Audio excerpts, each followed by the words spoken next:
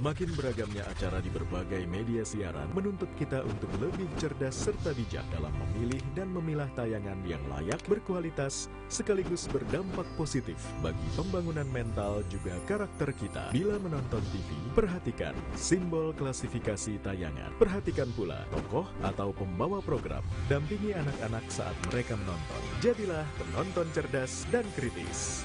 Iklan layanan masyarakat ini dipersembahkan didukung oleh Matahari terbit menyambut pagi di Lok Baintan di tepian Sungai Martapura. Penduduk sekitar memulai aktivitasnya. Salah satu kegiatan yang menonjol adalah pasar terapung. Pasar tradisional ini sudah ada sejak zaman Kesultanan Banjar. Puluhan perahu nampak berkumpul memulai aktivitas menjual, membeli, atau menukarkan hasil buminya. Rasa optimis dan semangat masyarakat terpancar dan berbaur, menyiratkan inilah wujud kebersamaan. Pasar tradisional, urat nadi ekonomi rakyat.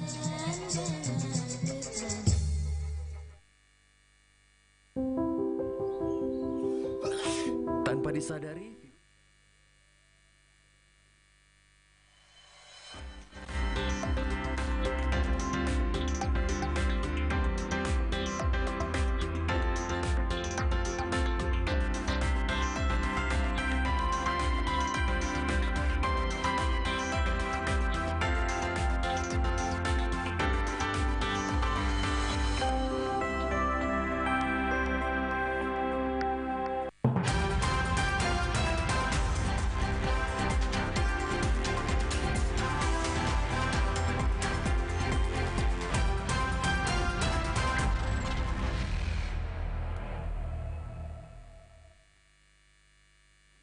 Assalamualaikum warahmatullahi wabarakatuh. Selamat sore, salam damai Banua. Pemirsa, selama kurang lebih 60 menit ke depan, kami akan hadirkan berbagai informasi dan berita yang berhasil dirangkum oleh tim redaksi kami dalam satu pekan ini dalam Kalimantan Selatan sepekan. Dan jangan anda lewatkan pula informasi dan juga dialog kami terkait Kampung Tangguh Banua. Bersama saya Ronald Fadi, inilah informasi selengkapnya.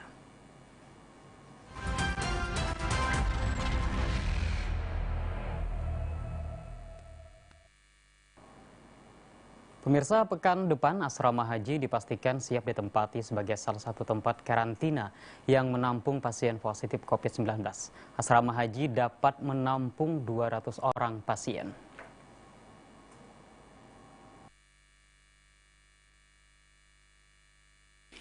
Kepastian siapnya asrama haji dijadikan salah satu tempat karantina pasien COVID-19, diungkapkan Wakil Ketua Harian Tim Gugus Tugas Percepatan Penanganan P2 COVID Kalimantan Selatan, Hanif Faisal Nurrofik. Menurutnya saat ini beberapa ruangan sudah dipersiapkan, salah satunya dengan pemasangan 51 unit alat pendingin ruangan. Asrama haji dipastikan mampu menampung 200 orang pasien COVID-19 yang dinyatakan positif COVID, namun tidak memiliki gejala ataupun gejala ringan. Sedang 51 dipasang AC, jadi baru dapat sekitar 30-an. Hari ini mudah-mudahan selesai sehingga bisa masuk. Jadi kita konstruksi semua sesuai dengan kaidah PPI, penyakit infeksi, dan hari ini juga tim sedang di Kota Baru membangun karantina di sana. Jadi kita besar-besaran sekali, kita tidak bisa ekspos setiap hari mohon izin, tetapi progres terus kita pacu dengan segala kekurangan dan keterlambatan kita. Memang konsekuensinya seperti ini tadi, begitu hari raya sudah saya sampaikan akan meledak, kan ternyata memang meledak dan tidak bisa dihindari, hampir di seluruh daerah sudah naik angkanya. Saat ini Kalimantan Selatan telah menempatkan pasien positif COVID-19 di 2 tempat karantina, yakni Balai Diklat Ambulung dan Bapelkes, ditambah asrama haji. Selain itu juga beberapa tempat karantina di kabupaten kota yang juga di bawah kendali pemerintah provinsi Kalimantan Selatan.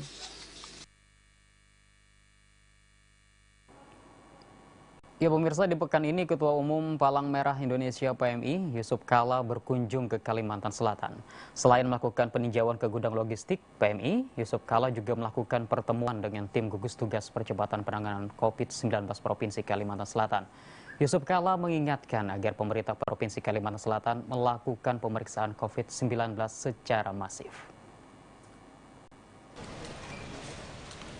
Ketua Umum PMI Yusuf Kala pada pertemuan dengan Gubernur dan tim gugus tugas percepatan penanganan COVID-19 di Kalimantan Selatan mengungkapkan dua upaya penting yang harus dilakukan saat pandemi COVID-19 ini, yakni antisipasi atau pencegahan dengan terus mengkampanyekan penggunaan masker, cuci tangan, dan jaga jarak sosial, selain upaya melawan dengan terus mengintensifkan penyemprotan cairan disinfektan. Menurut JK, saat ini angka terkonfirmasi positif COVID-19 di Kalimantan Selatan terus bertambah dan penyebarannya juga sudah sangat masif. Untuk itu, penelusuran mencari mereka yang terkonfirmasi positif melalui pemeriksaan yang masif harus dilakukan agar bisa dilokalisir. Jadi, pilihan kita harus dua-duanya dipercepat, menghindari dan mematikan. Tanpa itu, maka kita mendominasi. Jangan lupa 8 juta ini berasal dari 2 orang di Wuhan. Berasal itu dari 8 juta. Dalam waktu 5 bulan menyentuh seluruh dunia kena dan wafat hampir 1 juta orang. Sementara Gubernur Kalimantan Selatan Syahbirin Nur mengakui saat ini pemerintah Provinsi Kalimantan Selatan terus melakukan upaya pencegahan dan melawan COVID-19. Edukasi dan informasi kepada masyarakat juga terus dilakukan agar terhindar dari COVID-19. 2 bulan, dari Maret sampai April juga.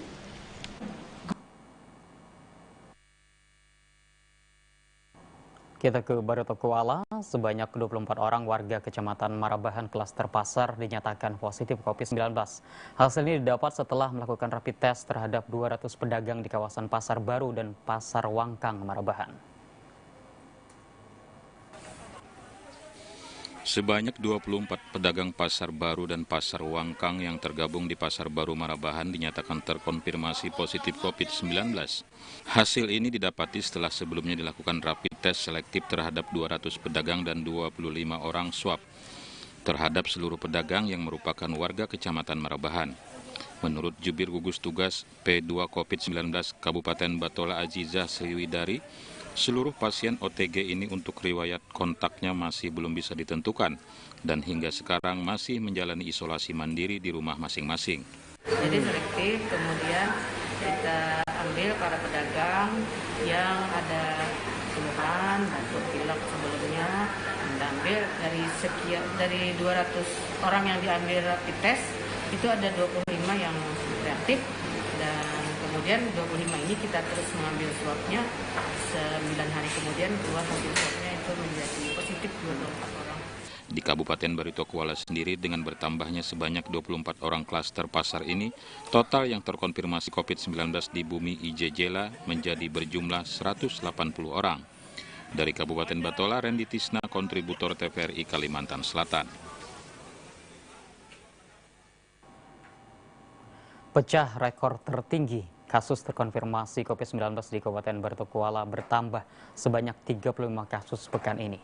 Lantaran tempat karantina di Batola sudah penuh, rencananya seluruh pasien ini akan dirujuk ke tempat karantina milik pemerintah Provinsi Kalimantan Selatan. Kembali bertambah 35 kasus terkonfirmasi positif COVID-19 di Kabupaten Batola, mencapai rekor tertinggi. Menurut Jubir Tim Gugus Tugas P2 COVID-19 Kabupaten Batola Azizah Sriwidari, seluruh pasien yang hasil tes PCR-nya dirilis hari ini didapati setelah melakukan tes terhadap 44 orang OTG hasil tracking di 10 kecamatan yang ada di Kabupaten Batola. Adapun kecamatan yang sebelumnya berzona hijau seperti Kecamatan Bakumpai dan Anjirmara saat ini menjadi zona merah. Dengan bertambahnya 35 kasus tracking selektif, pihak puskesmas ini membuat pemerintah daerah kesulitan untuk melakukan karantina pasien, karena daya tampung tempat karantina di Kabupaten Batola sudah penuh. Adapun alternatifnya dalam waktu dekat akan dikoordinasikan dengan pihak provinsi sehingga bisa ditempatkan di tempat karantina milik pemerintah Provinsi Kalimantan Selatan. Hari ini kita konfirmasi positif yang disampaikan ada 36 kasus baru yang kita periksa seminggu yang lalu, swabnya hasilnya keluar hari ini. Ini temuan terbanyak ya Bu? Ya, jadi selama masa pelacakan kasus sejak awal sampai hari ini temuan terbanyak kasus per hari yang kita temukan. Nantinya nih dikemanakan Bu? Jadi untuk ini Nanti kita usahakan ya semua kasus konfirmasi positif itu akan dikarantina. Kami sedang mengusahakan karantina, mengidentifikasi karena semua tempat karantina sekarang kan juga penuh. Hingga Selasa 16 Juni ini sudah didapati sebanyak 215 kasus positif COVID-19 di Kabupaten Batola dengan jumlah pasien terbanyak di Kecamatan Alalak hingga 50%-nya. Dari Kabupaten Batola, Randy Tisna, kontributor TVRI Kalimantan Selatan mewartakan. Kecamatan Banjarmasin Selatan kembangkan Kampung Tangguh. Informasi selengkapnya akan kami hadirkan sesaat lagi. Tetaplah bersama kami.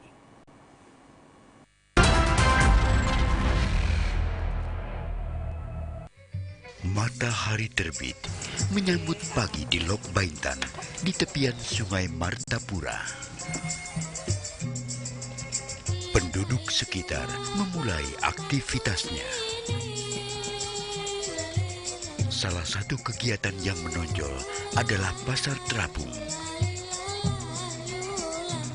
Pasar tradisional ini sudah ada sejak zaman Kesultanan Banjar. Puluhan perahu nampak berkumpul memulai aktivitas menjual, membeli, atau menukarkan hasil buminya.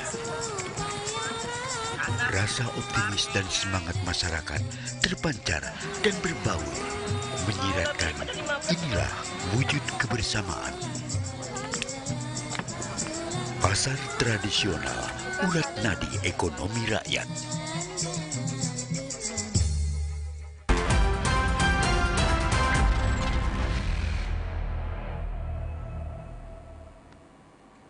Anda masih menyaksikan Kalimantan Selatan sepekan. Pemirsa, memutus mata rantai penyebaran COVID-19 dari masyarakat, terus dikembangkan Kampung Tangguh COVID-19. Kampung Tangguh sebagai model partisipasi dan kemandirian warga dalam melawan COVID-19. Komplek Garuda Bumi Lingkar Basirih, Kelurahan Basirih Selatan ini hanya salah satu dari sejumlah kampung tangguh yang ada di Kecamatan Banjarmasin Selatan. Kampung tangguh ini menurut Camat Banjarmasin Selatan, M. Yusrin, merupakan bentuk partisipasi warga secara mandiri dan bergotong royong dalam menghadapi COVID-19. Semua kegiatan dilakukan masyarakat sendiri dengan kesadaran terkait bahaya penyebaran COVID-19. Menurut Yusrin, angka kasus terkonfirmasi positif 19 yang terus bertambah menjadi kekhawatiran semua orang. Ya, memang ada peningkatan, ya kan, ada. Tapi alhamdulillah ada kegiatan untuk pembatasan sosial berskala lokal atau berskala kecil. Dan di sini kita jadikan role model untuk atau pilot proyek untuk contoh untuk mencegah penularan virus COVID-19. Angka kasus terkonfirmasi positif COVID-19 di Kalimantan Selatan hingga 16 Juni 2019 sudah mencapai 2.123 orang dan 919 diantaranya adalah kasus positif di Kota Banjarmasin. Gubernur Kalimantan Selatan Sahbiri Nur mengapresiasi keberadaan Kampung Tangguh dalam pencegahan penyebaran COVID-19. Gubernur berharap model Kampung Tangguh ini semakin masif di setiap desa dan kelurahan. Gubernur Kalimantan Selatan Sahbiri Nur bersama Kapolda bersama Danrem 101 Antasari melakukan kunjungan ke Kampung Tangguh yang ada di Banjarmasin. Salah satunya di Kampung Tangguh, Komplek Bumi Lingkar Basirih, Kelurahan Basirih Selatan, Banjarmasin. Di hadapan warga, Gubernur mengapresiasi keberadaan Kampung Tangguh ini. Menurut Gubernur, Kampung Tangguh ini bisa menjadi model yang dikembangkan secara masif di seluruh desa dan kelurahan di Kalimantan Selatan. Inti Kampung Tangguh menurut Gubernur untuk memberikan edukasi dan keterlibatan masyarakat dalam melawan COVID-19 dengan mematuhi protokol kesehatan, seperti penggunaan masker, cuci tangan, dan menghindari kerumunan. Alhamdulillah di sini masyarakat sudah sangat menyadari bahwa kita hari ini butuh protokol kesehatan tingkat tinggi dalam kita sama-sama menghadapi virus corona dan kita harus memang bergotong royong untuk menghadapinya. Saya pikir itu yang hari ini harus kita terus boomingkan, harus kita sebarkan ke seluruh rakyat Kalimantan Selatan. Kita bersama-sama untuk melawan COVID-19 ini dengan semangat juang yang tingkat tinggi agar kita terhindar dari penularan COVID-19 yang hari ini sedang melanda kita. Ya, terus bergerak semangat. Di Kampung Tangguh Bumi Lingkar Basirih, Komplek Garuda ini, Selain adanya checkpoint di pintu masuk dan keluar komplek, juga disiapkan rumah karantina dan posko kesehatan dari salah satu rumah yang ada di komplek ini.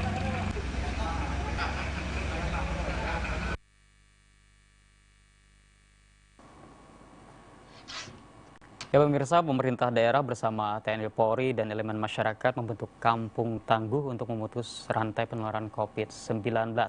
Seperti yang kita saksikan pada berita sebelumnya, kita bisa melihat bagaimana masyarakat berperan aktif untuk menjaga kampungnya dengan menerapkan protokol kesehatan. Dan untuk mengetahui lebih jauh terkait apa itu kampung tangguh Banua, telah hadir bersama kami Wakapolresta Banjarmasin, Bapak AKBP Sabana Atmojo SIK MH. Selamat sore Pak Wakapolres. Selamat sore Pak. Terima kasih hadir di studio kami. Ya, tadi di awal telah kita saksikan ada dua berita terkait dengan kampung tangguh. Mungkin masyarakat belum familiar nih, apa sih sebenarnya kampung tangguh? Ya, bisa dijelaskan sebenarnya Pak Wakapolres? Begini ya, jadi kampung tangguh ini merupakan salah satu strategi dalam mengatasi memutus mata rantai COVID-19. Ada 5 strategi yang dikembangkan oleh Polda Kalsel. Pertama, penambahan alat PCR, kemudian penambahan tempat-tempat isolasi mandiri atau karantina, kemudian pembentukan kampung tangguh Banua, kemudian juga ada pendisiplinan, operasi pendisiplinan di tempat-tempat keramaian, seperti yang Pak Jokowi sampaikan, Bapak Presiden, untuk menjaga tempat-tempat keramaian masyarakat. Kemudian juga ada pendanaan yang efektif. Nah, itu salah satu strategi kita, ada kampung tangguh Banua. Strategi ini cocok dengan pemerintahan yang ada. Dari provinsi juga ada KIE, program KIE, komunikasi, edukasi, dan informasi. Itu sejalan dengan kita. Kemudian juga di Pemko Banjarmasin sendiri juga sejalan. Mereka mengatakan PSBK setelah adanya PSBB. Seperti ketahui kemarin kita ketika dicanangkan PSBB di tempat kita di Kota Banjarmasin, PSBB ke-1, PSBB kedua, kemudian tambah lagi PSBB ketiga selama 10 hari. Hasilnya tidak menunjukkan hal yang signifikan, malah bertambah. Malah hari ini terakhir kami dapat laporan sekitar 100 lebih yang sudah meninggal dunia. Nah, ini kami lihat tingkat makin lama makin naik, ya kan? Kenapa? Apa yang salah dari kegiatan-kegiatan kita ini? Sebenarnya tidak ada yang salah. Namun kita lupa untuk memberdayakan masyarakat di sini. Ya. Pemberdayaan masyarakat, kegiatan nyata di masyarakat itu lupa. Kita tidak bisa melihat dari hilirnya saja atau hulunya saja. Namun dari hilir sampai hulu kita harus melihat ya dari mana masyarakat itu beranjak. Dari sinilah masyarakat beranjak dari rumah masing-masing, kemudian keluar. Nah, inilah yang menginisiasi kita bentuk kampung tangguh. Kenapa nama kampung tangguh? Karena di daerah kita masih banyak kampung-kampung, sebutan kampung-kampung. Jadi sesuai dengan program dari Pemprov, kemudian dari Pemko Kota juga, kemudian juga kita dari kepolisian menerapkan program ini sesuai dengan itu semua. Jadi ini inisiasinya dari Polri bersama TNI dan disambut dengan baik oleh pemerintah daerah dalam beberapa kota. Dari TNI Polri ya berkoordinasi, berkolaborasi dan berkoordinasi. Kemudian dilanjutkan dengan pemerintah yang ada. Pemprov dan Pemko untuk mendukung kegiatan ini. Karena memang ada aparat Polri dan TNI yang langsung bersentuhan dengan masyarakat ya, Babinsa, Babin Kamtipmas seperti itu. Betul. Jadi kita mengutamakan di sini 3 pilar.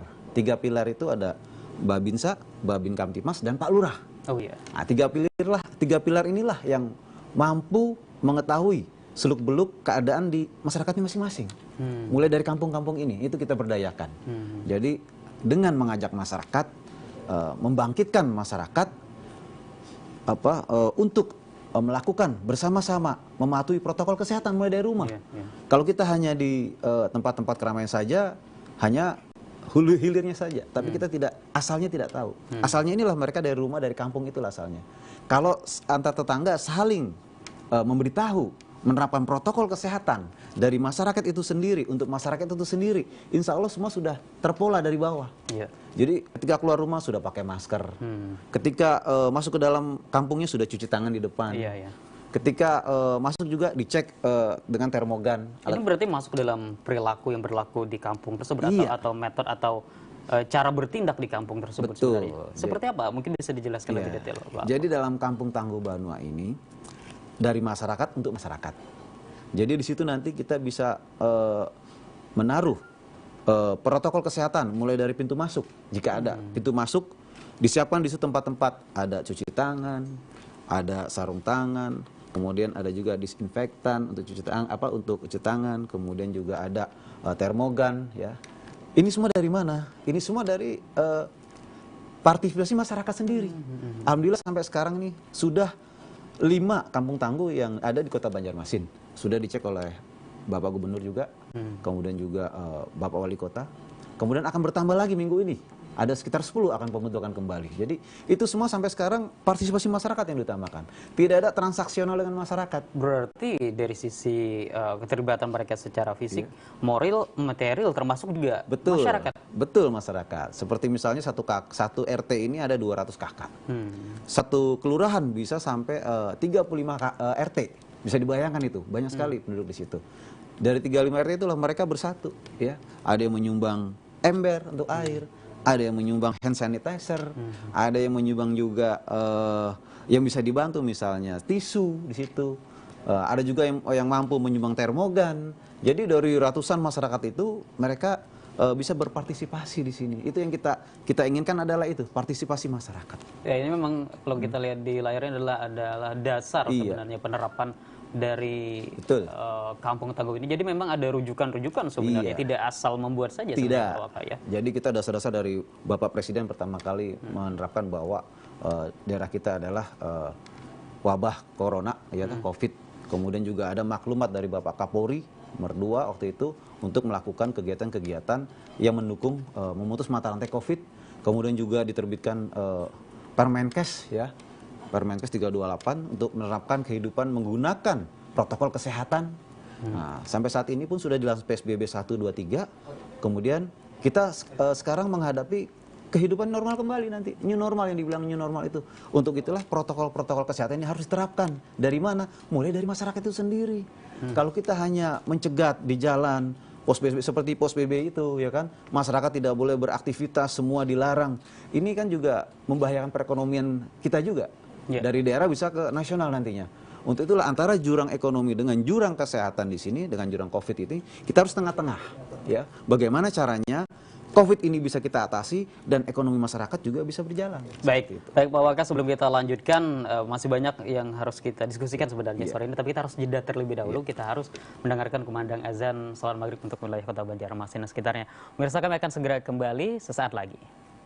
Terima kasih Anda masih bersama kami dan kami ucapkan selamat melaksanakan ibadah salat maghrib. Dan pemirsa, kita masih bersama Wakapolresta Banjarmasin AKBP Sabana Atmojo SK MH yang akan berdialog terkait dengan kampung tangguh. Dan kita tadi sudah beberapa hal sudah kita dialogkan dengan beliau. Dan yang menarik Pak Wakapolres adalah bagaimana peran serta pemberdayaan masyarakat ini ditonjolkan. Ada prinsip gotong royong di sana yang mungkin saat ini sepertinya sudah kabur di masyarakat kita. Oh, ini sekarang muncul kembali. Ini yang menarik sebenarnya. Apakah memang demikian sasaran itu? Iya, jadi memang pembentukan Kampung Tangguh Banua ini kita mendorong masyarakat, ya, mendorong masyarakat untuk bersama-sama melakukan kegiatan nyata dalam memutus mata rantai COVID-19 ini. Ya, kita melihat kekuatan kita, masyarakat kita itu adalah gotong royong. Ya. Dan itu sudah kita buktikan dari zaman dahulu, bergotong royong, hidup saling asa-asi asuh, kemudian juga saling membantu. Disinilah yang kita mau bangkitkan kembali di situ. Mari kita bergotong royong, lakukan kegiatan nyata untuk memutus mata rantai COVID-19. Dengan apa? Dengan yang kita punya. Misalnya Bapak punya ember, ayo kita sumbang embernya. Bapak punya air, ayo kita sumbang airnya. Bapak punya rezeki lebih, punya sabun, ayo kita sumbang sabunnya. Ya, jadi dengan partisipasi masyarakat, otomatis dia akan membangkitkan, ya, membangkitkan kesadaran bersama-sama untuk memutus mata rantai COVID-19 ini. Karena tidak mungkin COVID-19 ini bisa selesai kalau semua masyarakat tidak peduli. Hanya mengandalkan pemerintah saja tidak bisa. Jadi kita harus mulai dari yang terkecil. Dari kecil itu di mana? Di rumah. Di rumah. Kalau keluarga ini sudah tangguh terhadap COVID-19, keluarga juga akan tangguh ke masyarakatnya itu. Jadi kita mulai dari yang terkecil itu, RT dan rumah-rumah itulah. Ya, baik. Bicara tentang swadaya masyarakat, kalau tadi walaupun mereka tidak hanya dari sisi dana misalnya, tapi juga barang atau mungkin tenaga. Tapi tentu juga mereka juga pengen agar pemerintah daerah ini juga memperhatikan hal ini. Ini sesuatu yang sangat luar biasa sebenarnya dilakukan. Apakah juga ada sebenarnya keterlibatan pemerintah daerah dalam hal ini? Ya, alhamdulillah. Jadi ketika sudah terdengar ini Kampung Tangguh pionir di Banjarmasin, kemudian juga ada di daerah-daerah lain mengikuti. Jadi semuanya sudah merupakan strategi daripada kepolisian daerah Kalimantan Selatan untuk menyebarkan Kampung Tangguh ini. Sehingga pemerintah juga kemarin Gubernur Kalsel bersama Forkopimda, kemudian juga dari kota, Forkopimda Kota juga melakukan kunjungan. Nah, alhamdulillah di sini juga mendapat suntikan dari Bapak Gubernur, ya, Pak Wali Kota juga. Kita support kegiatan ini. Jadi kita kembangkan Kampung Tangguh Banua ini di Kalimantan Selatan untuk memutus mata rantai COVID-19 ini. Dan insya Allah juga akan dibantu, ya, kedepannya akan dibantu dengan sarana prasarana seperti termasuk itu. Mungkin juga alokasi dana misalnya ya. Mungkin itu. Jadi ini yang kita harapkan juga ya. Bukan hanya harapan dari Polri, bisa itu juga masyarakat karena mereka yang paling berperan di sana. Iya, masyarakatnya sudah semangat, sudah mau ayo bersama-sama menggugah dirinya. Pemerintah tinggal masuk. Ayo kita support lagi. Karena memang sulit sebenarnya Pak Waka yang menggerakkan masyarakat ini. Ada tidak kendala awal ketika Kampung Tangguh ini akan di launching, misalnya akan diluncurkan, berhadapan dengan masyarakat? Mungkin merubah mindset, pola pikir ya yang sulit. Dalam artian mereka selalu berpikir Kampung Tangguh bikin ini bikin itu pasti banyak dananya, ya kan? Nah, namun kembali kepada kekuatan kita itu, kearifan lokal kita itu. Bergotong royong, jiwa gotong royong, saling membantu itu masih ada. Sehingga bisa kita lakukan itu. Ya, tentunya dengan partisipasi aktif dari pemerintah yang ada di sana. Dari mulai tadi Pak RT, Pak RW juga ada, Pak Lurah, Babinsa, Babin Kaltimas. Ini mengajak masyarakat ini. Ayo kita mulai. Akhirnya mereka mau juga, ya. Memang selama ini di masyarakat ini masih ada yang berpandangan kalau kena COVID ini kutukan atau apa, itu kita menghilangkan stigma-stigma itu. Mari kita lindungi keluarga-keluarga kita, saudara-saudara kita. Jika ada di kampung ini yang sakit, yang ini, kita harus jangan dikucilkan.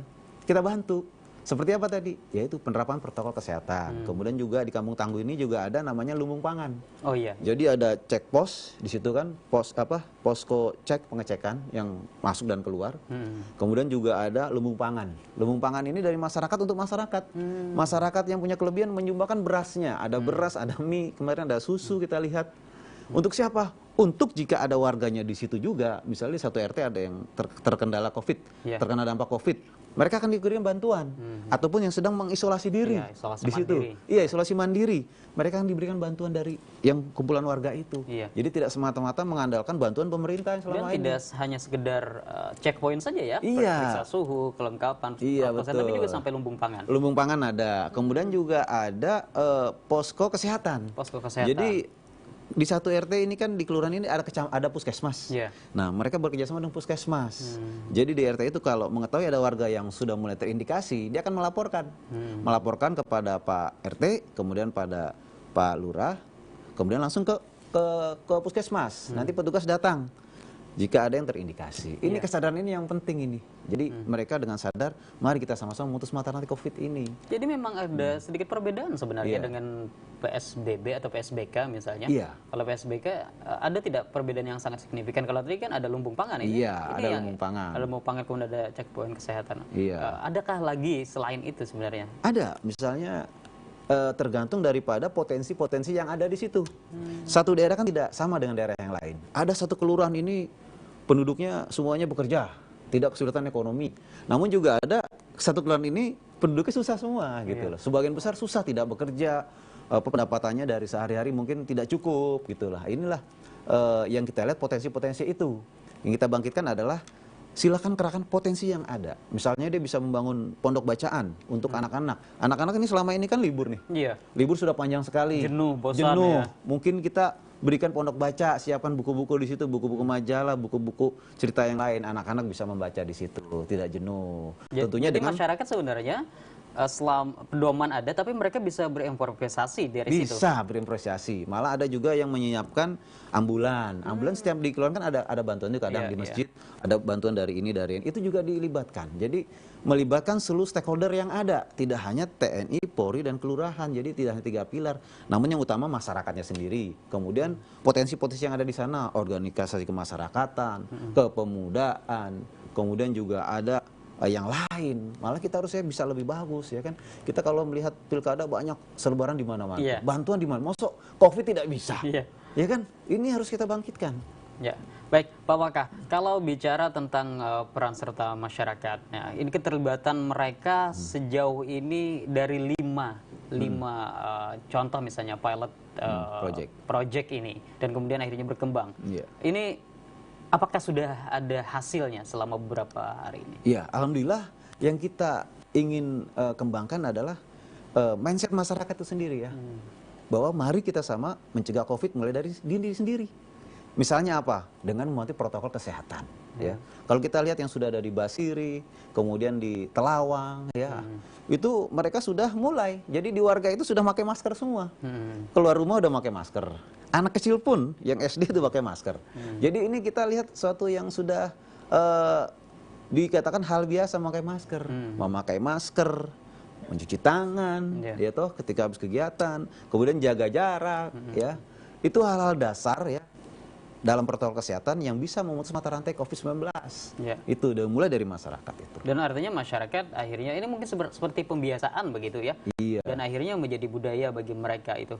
Nah, dari sekian banyak kampung tangguh ini, tentu ada yang menonjol misalnya, dan mungkin bisa beberapa daerah lainnya akhirnya bisa melihat dari situ. Apakah sudah ada mungkin yang dari 5 ini yang akan dicanangkan menjadi kampung percontohan misalnya? Jadi kalau menurut kami semua bisa dijadikan contoh, ya. Yang 5 ini semua bagus. Maka itu kan tergantung potensi yang ada. Ada satu daerah yang bisa menghadirkan ada mobil ambulan khusus untuk warganya. Ada satu daerah yang tidak. Ada satu daerah seperti di Basri ada dapur umum. Dapur umum yang masak ibu-ibu di situ semua, memberikan makanan kepada yang membutuhkan di situ. Jadi masing-masing daerah nih berbeda karakteristiknya. Mungkin daerah yang lebih ada lagi mungkin bisa lebih bagus dari itu lagi gitu loh. Jadi yang kita ingin kembangkan bangun adalah kesadaran masyarakat itu. Mari bersama-sama kita memutus mata rantai COVID-19 dari mulai diri kita masing-masing. Ya, insya Allah kalau itu bisa dirumuskan dalam kehidupan sehari-hari, ya, keluar pun sudah nggak rapat lagi kita pemerintah. Di pasar pun menjaga sudah semua pakai masker. Karena sekarang kan ada operasi penegakan disiplin. Ya, di mall, di pasar-pasar itu ada juga anggota kita di dalam yang merupakan 5 strategi kita itu dalam memutus mata rantai COVID-19 itu. Baik, kalau tadi yang disasar misalnya masyarakat dari lingkungan keluarga, pasar juga tadi termasuk dalam penegakan disiplin, dan memang kadang di pasar ini agak sulit sebenarnya Pak Waka. Ada yang sadar, ada yang tidak peduli seperti itu, dan pasarnya juga kadang masuk dalam bagian kelurahan. Dan bagian bahkan mungkin di lingkungan RT tersebut. Ada tidak mungkin juga arahan ke arah sana untuk menyisir pasar ini misalnya? Iya. Harapan kita itu ya. Jadi dari mulai rumah, RT, RW, kelurahan sudah sama semua, ya kan. Kemudian juga kita ada operasi penegakan disiplin yang kita lakukan selama ini, saat ini masih dengan TNI, Polri, dan kesehatan itu di tempat-tempat keramaian, sama memberikan edukasi, sosialisasi kepada masyarakat. Misalnya jika ada yang tidak pakai masker, segera pakai masker, kita tegur di situ. Juga ada kemarin yang mungkin di push up, ya kan, biar mereka tahu. Mungkin kalau kita lihat di Jakarta ada yang membersihkan, ya kan, gitu. Mungkin itu juga kita nanti akan terapkan, ya, sanksi-sanksi seperti itu jika di tempat-tempat keramaian masih ada juga yang belum sadar. Karena hal tersebut sebenarnya dilakukan bukan untuk menghukum, tapi itu adalah bentuk pendisiplinan. Penyadaran juga sebenarnya. Penyadaran agar saling dukung satu sama lain, dan itu sebenarnya dibuktikan dalam kampung tangguh ini yang diinginkan. Baik, kalau bicara kampung tangguh, tentu juga masyarakat itu menginginkan sesuatu yang luar biasa nih dihadirkan dari kampung tangguh. Masyarakat juga ingin melihat bahwa kampung tangguh ini akan menjadi contoh yang baik. Nah, tapi ada tentu pembekalan kepada mereka. Kepada mereka, sebutlah orang-orang yang menjadi tokoh di wilayah tersebut. Apakah ada itu dilakukan? Iya, jadi dalam kampung tangguh ini kita ada persiapan-persiapan, ada perencanaan, pengorganisasian, ya, pelaksanaan dan pengendalian di situ. Jadi tidak sekedar bangun pos, adakan program, tidak, tapi ada pembekalan. Tapi kita pilih di situ orang-orang siapa yang bisa ini, pembinanya siapa, ada strukturnya di situ. Mulai dari pembina 3 orang, kemudian ketuanya siapa, ada divisi bendahara, divisi ekonomi, divisi kesehatan. Jadi masing-masing ada. Seperti kesehatan, itu tugasnya tadi memberikan edukasi pelajaran kepada masyarakat yang terlibat untuk memberikan hal-hal tentang kesehatan. Seperti tadi juga ada masalah mayat seperti apa kalau ada mayat. Jangan sampai terjadi mayat diambil oleh masyarakat. Ini perlu edukasi. Jadi juga ada petugasnya yang dilatih. Kemudian juga petugas yang di checkpost juga dilatih untuk masalah sosialisasi, yaitu bagaimana cara cuci tangan yang baik. Termasuk juga menjaga diri. Menjaga diri, bagaimana itu safety first sebenarnya. Safety first-nya itu kita. Baik, terakhir Pak Wakapolres, ada himbauan mungkin kepada masyarakat dan harapan juga. Ya, kami menghimbau kepada masyarakat ya untuk selalu menerapkan protokol kesehatan dalam kehidupan sehari-hari. Dengan hal apa? Hal yang ringan, yaitu selalu menggunakan masker, kemudian mencuci tangan ketika berkegiatan dan setelah kegiatan, kemudian menjaga jarak, social distancing, ya. Itu hal-hal yang bisa kita lakukan dalam kehidupan sehari-hari untuk memutus mata rantai COVID-19. Kalau tidak dari kita, dari masyarakat itu sendiri, tentunya susah untuk memutus mata rantai ini. Dari kita mulai, insya Allah penyebaran COVID-19 ini bisa kita atasi. Tentunya pemerintah akan selalu mendukung kegiatan-kegiatan tersebut. Dukungan semua pihak sangat diharapkan, dan yang paling penting, mari kita berdisiplin untuk memutus mata rantai. Iya, betul. Jadi kuncinya adalah disiplin dalam memutus mata rantai COVID-19 ini. Baik, terima kasih Pak Wakapolres atas waktunya. Dan kita berharap pandemi ini berakhir dan kita menyambut sesuatu yang lebih baik dari yang terjadi saat ini. Baik, terima kasih Pak Wakapolres. Sukses untuk Anda. Ya, terima kasih. Selamat malam. Selamat malam. Demikian pemirsa, dialog kami bersama AKBP Sabana Atmojo SEKMH, Wakapolresta Banjarmasin terkait dengan Kampung Tangguh, dan kami akan segera kembali setelah jeda berikut.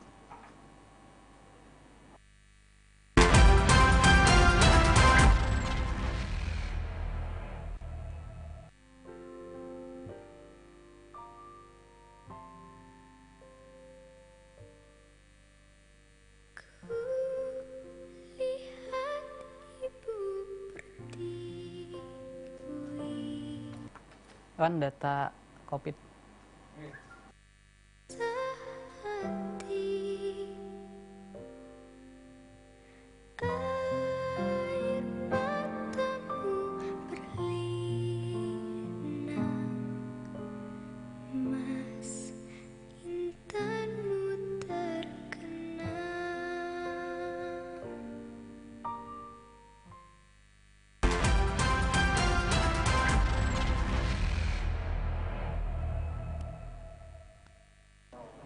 Terima kasih Anda masih bersama kami pemirsa. Sesuai instruksi Dinas Pendidikan dan Kebudayaan Provinsi Kalimantan Selatan bahwa pengumuman kelulusan bagi siswa sekolah dasar dilakukan pada tanggal 15 Juni 2020 dan pengumuman dilakukan dengan sistem online karena masa pandemi masih berlangsung.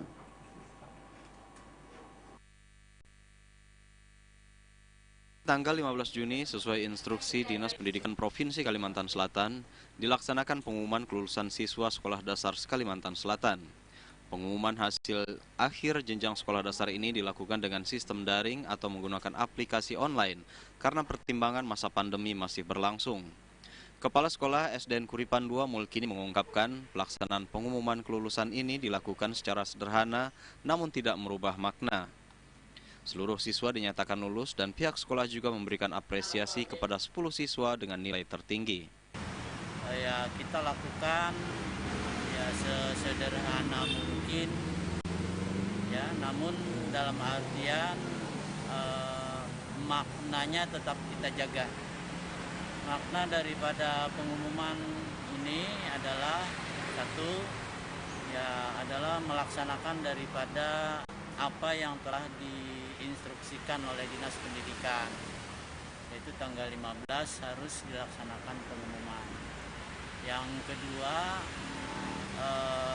anak-anak tentunya dipersiapkan untuk memasuki lanjutan sekolah, tentu saja dengan cara-cara yang kondisinya disesuaikan dengan suasana COVID-19 ini, yaitu mana SKHU yang tentunya harus dibawa anak, itu sekolah mengirimkan berupa file kepada siswa.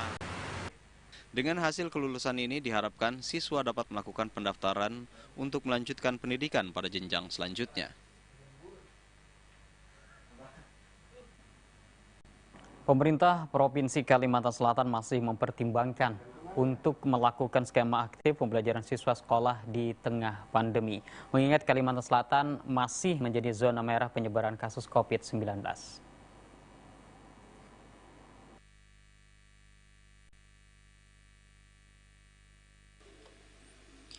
3 skema pola pembelajaran disiapkan pemerintah pusat dengan pertimbangan dan kriteria daerah yang diizinkan untuk kembali membuka proses belajar mengajar normal seperti biasa. Salah satunya daerah yang masuk dalam kriteria zona hijau. Namun tidak demikian dengan Kalimantan Selatan. Dijelaskan Kepala Dinas Pendidikan dan Kebudayaan Provinsi Kalimantan Selatan Yusuf Effendi, Kalimantan Selatan masih dalam kategori zona merah dengan kasus yang terus meningkat setiap harinya. Di mana hal tersebut menjadi pertimbangan utama untuk tidak memberlakukan proses pembelajaran normal. Strom Kalimantan Selatan, nah maka menurut hemat kami belum saatnya kita ini menerjunkan anak kembali ke sekolah. Nah, sementara ini kami sejak Pak Gubernur menetapkan status tanggap darurat sejak tanggal 3 Mei 2020 sampai dengan 16 Mei, nah kita sudah mereposisi sistem pembelajaran dari sekolah ke rumah atau belajar dari rumah anak. Kalimantan Selatan saat ini kembali memberlakukan perpanjangan proses belajar mengajar dari rumah hingga 29 Juli mendatang. Tahun ajaran baru 2020 kembali dimulai tanggal 13 Juli mendatang, namun akan kembali ditinjau sesuai dengan kondisi yang berkembang.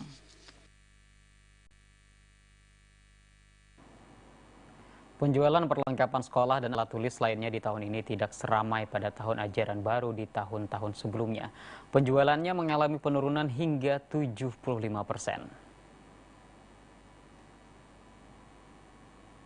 Bagi pedagang alat kelengkapan sekolah, seperti halnya buku dan alat tulis lainnya.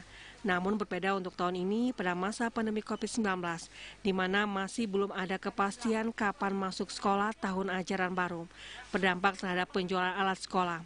Menurut pemilik toko ATK di kawasan Jalan Kuripan, Febrian, penjualan ATK tahun ini sangat menurun dibanding tahun-tahun sebelumnya, hingga 75% penurunannya. Paling parah.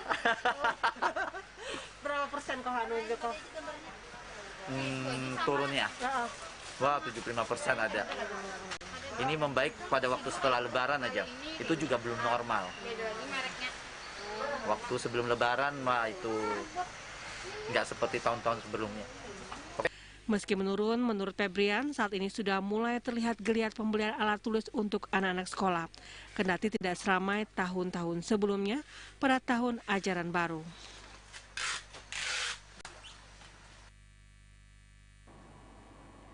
Ya, pemirsa, kami sampaikan informasi perkembangan COVID terkini di tanggal 21 Juni 2020 yang berdasarkan informasi yang kami terima dari tim gugus tugas percepatan penanganan COVID-19 Kalimantan Selatan, di mana jumlah kasus positif COVID-19 di Kalimantan Selatan sudah mencapai 2.569 kasus, dan dari jumlah ini yang masih dalam perawatan 805 orang, yang dinyatakan sembuh sebanyak 400 orang, dan 65 orang meninggal dunia, sementara orang dalam pemantauan sebanyak 2.004, serta pasien dalam pengawasan sebanyak 282 orang.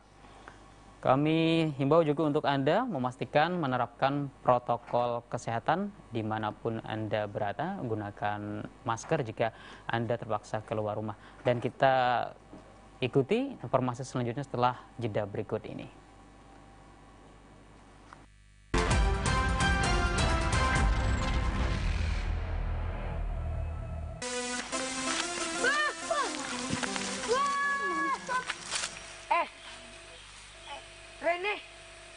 Rene,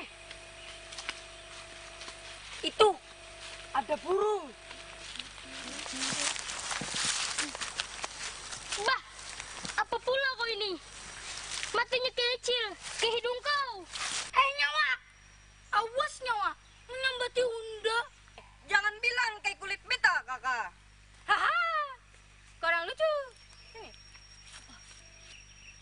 Tak ada burung tuh? Oh iya. Sekarang tipu Diancapi. Coba sini. Nah. Kita memang beda. Semut saja akur. Kenapa kita ribut? Kita bersaudara.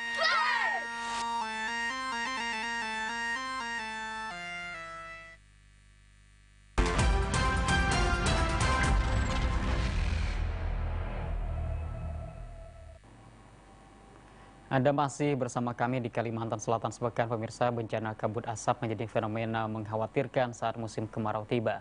Masyarakat khususnya di wilayah Kalimantan Selatan diimbau agar selalu waspada, mengingat bencana kabut asap bisa saja terjadi di musim kemarau tahun ini. Kebakaran lahan dan hutan kerap terjadi di beberapa wilayah di Kalimantan Selatan saat musim kemarau, menimbulkan bencana kabut asap yang merugikan kesehatan di tengah masyarakat. Di masa peralihan musim menuju musim kemarau saat ini, masyarakat Kalimantan Selatan diminta waspada terhadap potensi kebakaran lahan. Dari pantauan BMKG Provinsi Kalimantan Selatan, saat ini secara umum terpantau beberapa titik api terjadi di beberapa wilayah. Meski kondisi ini masih dalam kategori wajar, BMKG menghimbau agar masyarakat Kalsel meningkatkan kewaspadaan, terlebih menghadapi musim kemarau. Kalau musim kemarau itu kan identiknya dengan kering ya. Identik dengan kering, tentu pasti peluang terjadinya hotspot itu lebih besar. Nah, kemungkinan bulan Juli itu terjadi musim kemarau, jadi mulai dari sekarang udah waspada. Bisa aja nanti bulan Agustus, September itu adalah puncak musim kemarau. Nah, puncak musim kemarau itu pasti mulai dari bulan Juli awal, Agustus dan September pasti hotspot itu mulai munculan. Bahkan sekarang walaupun belum musim kemarau belum mulai, tapi di beberapa wilayah sudah ada. Tapi tidak sebanyak yang sebelumnya, artinya udah mulai muncul. Untuk menghindari bencana kabut asap di wilayah Kalimantan Selatan, BMKG akan terus memantau dan bekerja sama dengan BNPB melaporkan hasil pantauan kepada masyarakat. Setelah sekian minggu absen dalam penyelenggaraan sholat Jumat akibat pandemi COVID-19, Masjid Raya Sabilul Muhtadin Banjarmasin akhirnya menyelenggarakan ibadah sholat Jumat. Jamaah pun membludak hingga terpaksa dilakukan pembatasan.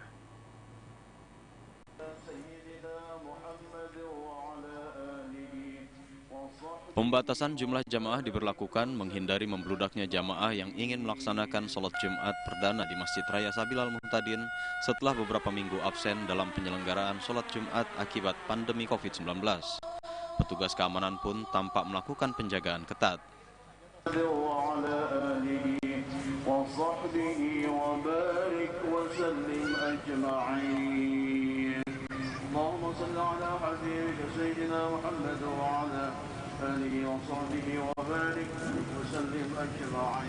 Kenapa ditutup, Bu? Kita untuk sementara Pak menampungnya sebatas kita aja. Ya kita tutup sudah Pak, kita tutup semuanya. Ya dibatasi lah pula. Ya dibatasi untuk sementara Pak, karena kan kita satnya tidak seperti dulu. Rapat sekarang kita ada 60 cm Pak kita batasannya. Sementara itu, Ketua Badan Pengelola Masjid Raya Sabilul Muhtadin, Darul Qutni, mengatakan dimulainya penyelenggaraan sholat Jumat di Masjid Raya Sabilul Muhtadin dilandasi atas surat edaran Kementerian Agama yang mempersilahkan penyelenggaraan sholat Jumat dengan memperhatikan protokol kesehatan di masa pandemi. Edaran Menteri Agama itu, jadi kan silakan melaksanakan membuka sholat Jumat sesuai dengan prosedur. Prosedurnya itu kan sesuai dengan skopnya. Kalau yang pertama, kalau Masjid Raya kan punya produksi, nah kita kan sudah menempuh prosedur itu. Kemudian yang kedua, salah satu yang harus kita taati, kita komitmen dengan protokol kesehatan itu. Jadi kita sudah melakukan itu semua. Jemaah siap dengan melaksanakan kegiatan, sehingga kan tidak ada halangan lagi untuk melaksanakan sholat Jumat. Katakanlah memulai sholat Jumat di Masjid Sabilul Muhtadin. Penyelenggaraan sholat Jumat di Masjid Raya Sabilul Muhtadin berlangsung khidmat dengan khotib Kiai Haji Hadrawi dan Imam Haji Muhammad Abduh.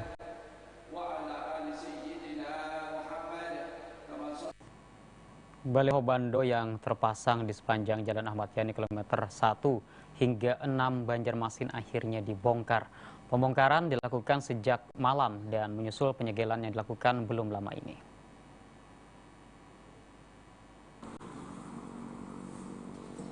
Pembongkaran baliho bando di sepanjang Jalan Ahmad Yani Banjarmasin ini dilakukan oleh beberapa orang menggunakan peralatan las potong dengan cara menaiki baliho yang berada di jalan protokol. Pembongkaran ini mendapatkan pengawalan ketat Satpol PP Kota Banjarmasin dan aparat kepolisian. Sebelum dibongkar diketahui pemerintah Kota Banjarmasin telah memberikan peringatan kepada pihak terkait untuk membongkar, namun tidak diindahkan. Sehingga Pemko memutuskan untuk melakukan pembongkaran. Terdata ada 10 buah baliho bando di sepanjang Jalan Ahmad Yani dibongkar. Menyusul baliho bando yang ada di sepanjang jalan utama dan yang lain seperti Es Parma dan Hasan Basri, pembongkaran cukup memakan waktu. Berdasarkan Undang-Undang tentang Lalu Lintas dan Jalan termasuk Peraturan Menteri PU, pemasangan baliho bando yang melintang di jalan protokol dilarang. Sehingga sejak 2018 Pemko Banjarmasin tidak memperpanjang izin pemasangan.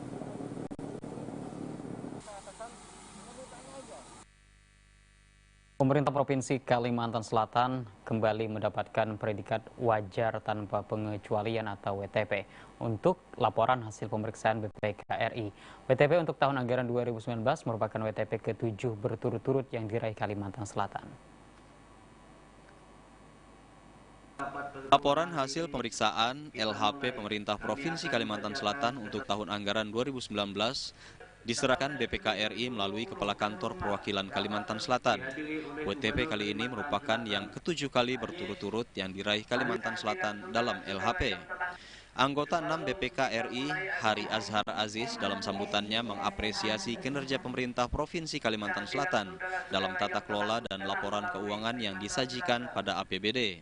Hari Azhar juga mengingatkan pemerintah Provinsi Kalimantan Selatan untuk terus meningkatkan kesejahteraan masyarakat sebagai substansi APBD.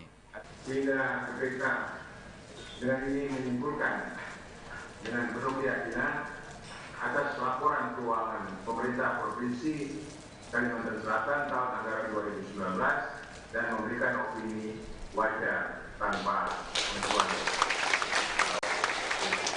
Pemerintah Provinsi Kalimantan Selatan memiliki waktu 60 hari untuk menindaklanjuti isi LHP BPK RI. Gubernur Kalimantan Selatan Sahabiri Nur memastikan akan segera melakukan koordinasi dengan semua SOPD dan DPRD untuk langkah tindak lanjut atas rekomendasi BPK RI untuk LHP tahun anggaran 2019.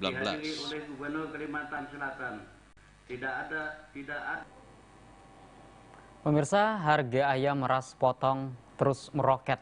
Pekan ini ayam ras potong kembali naik di harga Rp35.000 per kilogram dengan rata-rata Rp50 hingga Rp75.000 per ekornya. Setelah sempat turun harga, hari ini harga ayam ras potong kembali naik di harga Rp35.000 per kilogram. Rata-rata per ekor dijual bervariasi dari Rp50 hingga Rp75.000. Menurut pedagang, kenaikan ini sudah terjadi dalam 2 hari terakhir. Hanya harganya yang naik, jumlah permintaan ayam potong juga menurun drastis dari biasa. Lagi dijual kosongannya tinggal hati, tinggal kepala, rugi 1.500 jual daripada kalau jualan. Harganya naik, Bi? Naik. Sekarang hari ini berapa? Tetap 35? 35 per kilo? Per kilo. Tapi sepi juga pasarannya lah? Enggak, lipat. Kayu ayam 5 ekor. Seharian? Belum jam berapa lagi? Kayu ayam 5. Belum diketahui pasti penyebab kembali melonjaknya harga ayam potong di pasaran. Pedagang mengharapkan harga kembali normal seperti biasa.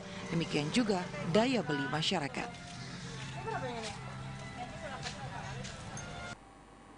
Pemirsa, salurkan donasi Anda ke dompet peduli COVID-19 kerjasama Basnas Kalimantan Selatan dan TVRI Kalimantan Selatan melalui nomor rekening Bank Kalsel Syariah 90100002849. Dan bagi adik-adik jangan lupa untuk tetap belajar di rumah bersama TVRI. Dan pemirsa, demikian jumpa kita di Kalimantan Selatan sepekan. Saya Henor Fadi atas nama seluruh berterima tugas mengucapkan terima kasih atas perhatian dan kebersamaan Anda. Tetap patuhi anjuran pemerintah untuk mematuhi protokol kesehatan. Sampai jumpa. Wassalamualaikum warahmatullahi wabarakatuh. Salam damai Banua.